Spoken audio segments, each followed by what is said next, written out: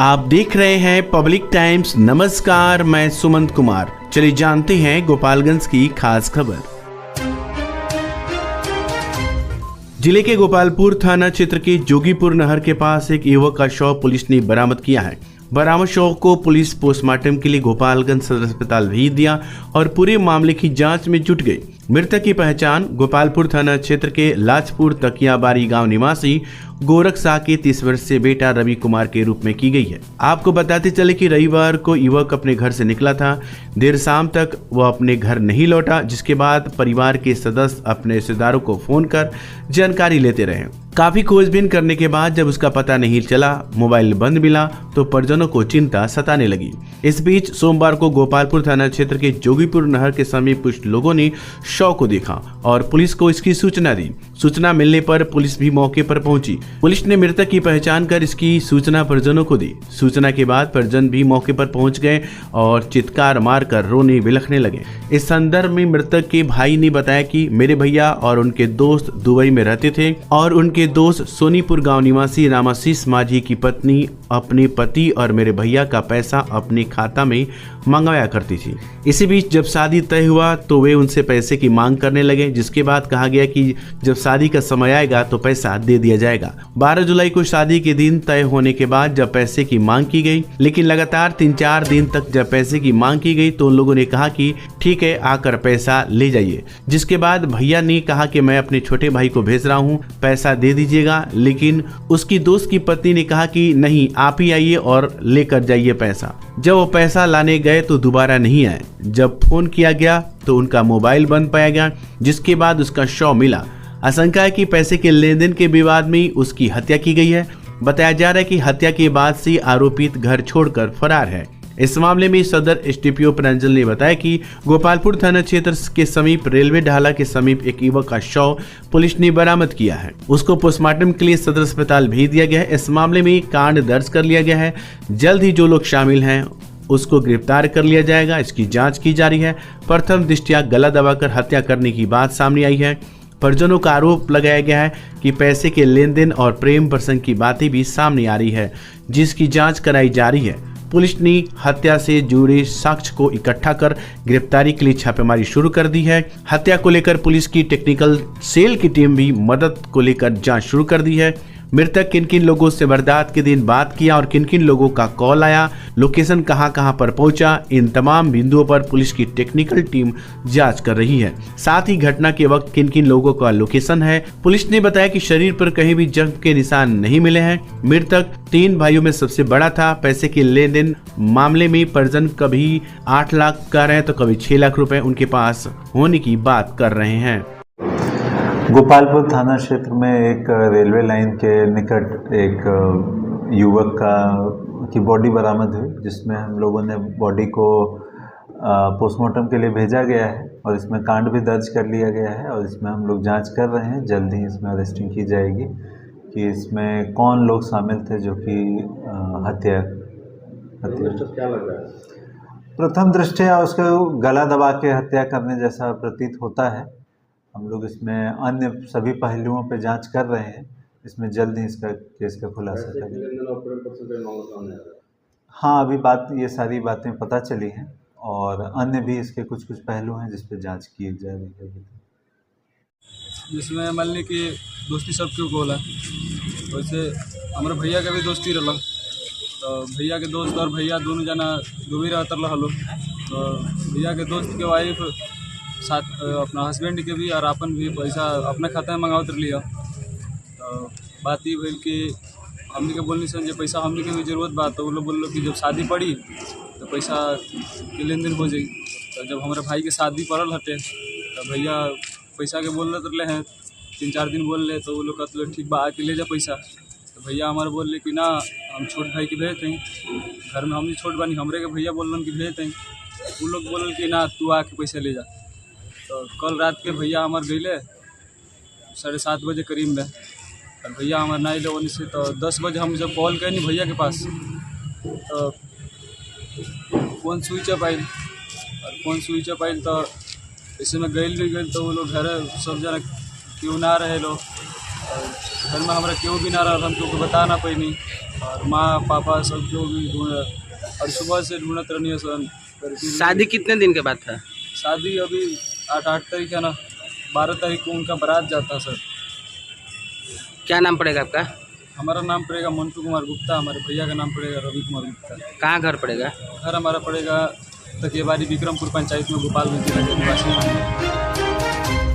Gopalganj police ने वाहन जांच के दौरान जहां एक अपराधी को गिरफ्तार किया है, वहीं गिरफ्तार अपराधी के पास से पुलिस ने एक देसी कट्टा और 2 जिंदा कारतूस भी बरामद किया है। पुलिस ने ये कार्रवाई जादवपुर थाना क्षेत्र के मंगलपुर टीओपी के समीप किया है। गिरफ्तार अपराधी की पहचान बिशंबरपुर थाना के दुर्ग मेटिनिया गाँव निवासी बगुना यादव का बेटा विनय कुमार यादव के रूप में की गई है। सदर एसडीपीओ प्रांजल ने बताया कि जादवपुर थाना में कुछ लोगों को हिरासत में लिया गया है। इन लोगों के पास से देसी कट्टा और 2 जिंदा कारतूस बरामद किया गया है। इनके निशानदेही पर छापेमारी की जा रही है।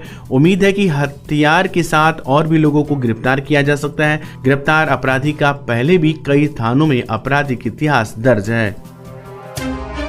स्वास्थ्य के प्रति आपकी चिंता अब खत्म हुई। लखनऊ केजीएमयू के मशहूर डॉक्टर इमरान हुसैन खान, हड्डी, नस, जोड़, रीढ़ की हड्डी, स्पाइन रोग स्पेशलिस्ट। नवीन तकनीक से घुटने और कुल्हे का जॉइंट रिप्लेसमेंट और दूरबीन विधि से ऑपरेशन। एक्सीडेंटल मरीजों के लिए त्वरित इलाज। डॉक्टर सूफिया शादाब, स्त्री प्रसूति एवं बांझपन रोग विशेषज्ञ। महिलाओं से जुड़ी सभी समस्याओं का सफल इलाज। नॉर्मल और सिजेरियन डिलीवरी में स्पेशलिस्ट। आज ही आएं और बेहतरीन स्वास्थ्य सेवाओं का लाभ उठाएं। स्टार एडवांस ऑर्थो और मैटरनिटी सेंटर, 24 घंटे 7 दिन इमरजेंसी सेवा। कमला राय college road, near hotel Ralson, Gopalganj. आजकल की जिंदगी में हर कोई खुद को आगे बढ़ाने के लिए तैयार है, और यहाँ हीरो का Harley Davidson X440 bike showroom प्रतीक हीरो आपके सपनों को सच करने के लिए आपके साथ है। यहाँ आपको मिलेगा हार्ले डेविडसन X440 बाइक का विस्तृत रेंज, साथ में यहाँ आपको मिलेगा शानदार डील्स और ऑफर्स। तो आइए, जल्दी आइए और जुड़िए हीरो के हार्ले बाइक शोरूम के साथ और अपनी जिंदगी की नई यात्रा शुरू करें। प्रतीक हीरो, गोपालगंज रोड, टड़वा, सिवान। अपने घर या ऑफिस को आकर्षक और डिजाइनर फर्नीचर से सुसज्जित करें, वो भी ब्रांडेड और किफायती दामों में संतोष फर्नीचर से। जहां मिलते हैं सभी प्रकार के सोफा सेट, पलंग set, dining set, office table, chair, IMSR, Rudransh, POJ, Kohinoor, SSF, Eclipse brand के फर्नीचर, साथ ही सभी प्रकार के इलेक्ट्रॉनिक सामान के थोक खरीदारी के लिए अवश्य पधारें। संतोष फर्नीचर एवं Santosh electricals house, 8 college road, Bharat petrol pump के सामने, गोपालगंज। विगत 23 वर्षों से आपकी आस्था और विश्वास का प्रतीक crescent mission school and English medium residential school, main road, Thawe, Gopalganj. और अब हमारी नई शाखा गोविंदरी थावे में भी, जो बिल्कुल अत्याधुनिक उपकरणों के साथ, जिसमें आपके बच्चों के लिए उपलब्ध है well qualified teachers, tuition for weak students, sports and game room, singing and dancing room, medical checkup, science lab, computer lab, spoken English classes, transportation facilities, playing and reading environment for students. Admission opens for class kids up to 10। Bharatiya Janata party के जिला कार्यालय पर मंगलवार के सहयोग कार्यक्रम की शुरुआत की गई। इस दौरान फीता काटकर कार्यक्रम की शुरुआत जिले के प्रभारी मंत्री कृष्ण नंदन पासवान और मंत्री जनक राम ने स्थानीय विधायक कुसुम देवी और पार्टी के जिला अध्यक्ष मंटू गिरी के साथ मिलकर किया।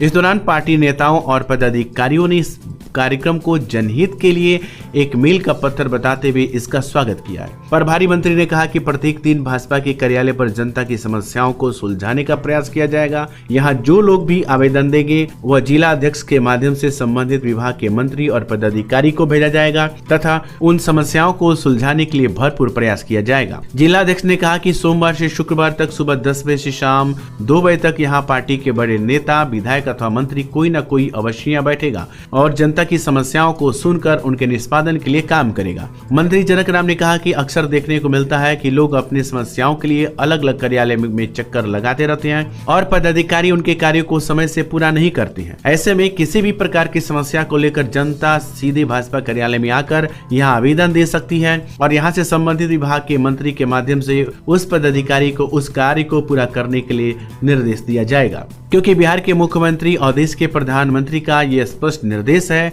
और अगर यहाँ से भेजे गए आवेदन पर पदाधिकारी संज्ञान नहीं लेते हैं तो पदाधिकारी पर भी कार्रवाई की जाएगी, क्योंकि स्वयं मंत्रीगण इस समस्याओं को सुलझाने के लिए सीधे तौर पर जिम्मेदारी लेंगे।